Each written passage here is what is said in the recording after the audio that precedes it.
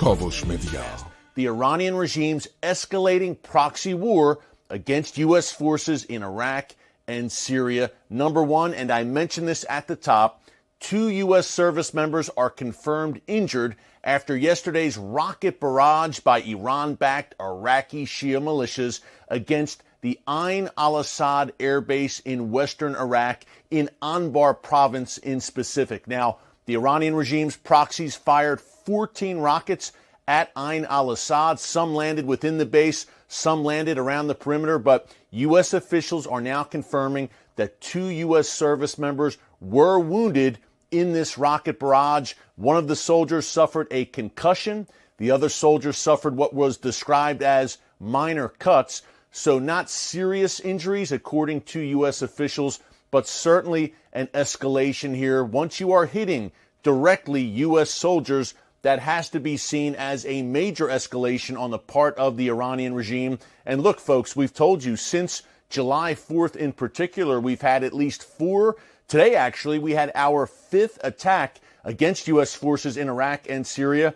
Thursday morning, today, July 8th, 2 rockets were fired at the U.S. Embassy in Baghdad inside the Green Zone. Thankfully, no one was wounded in that attack. This is now becoming a daily occurrence. I mentioned July 4th as the date when things really ramped up. But, folks, we can take it back to January 1st. Since that date, there have been no less than 55 attacks against U.S. forces in Iraq carried out by these Iranian-backed Shia militias using drones and rockets in each case. Now, a very interesting article today by Seth Frantzman in the Jerusalem Post. He agreed that, look, this is a proxy war that Iran is waging against the United States, increasingly out in the open. But he brought up a very important point, folks. We've been here before. Between 2003, 2011, the Iranian regime had a similar strategy against U.S. forces in Iraq.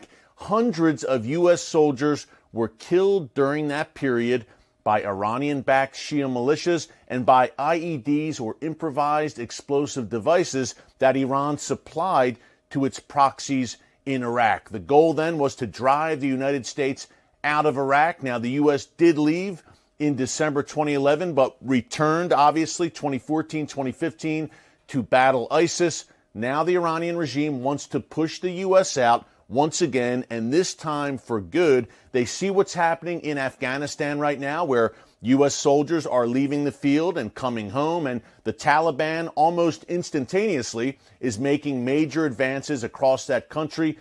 Iran sees an opportunity here to push the U.S. out as well. I mentioned yesterday that they want to create a fall of Saigon type imagery in Iraq and create the impression or the image that U.S. soldiers are fleeing Afghanistan and Iraq with their tails between their legs and retreating from the might of the Iranian regime. آنچه در مورد ما میگویند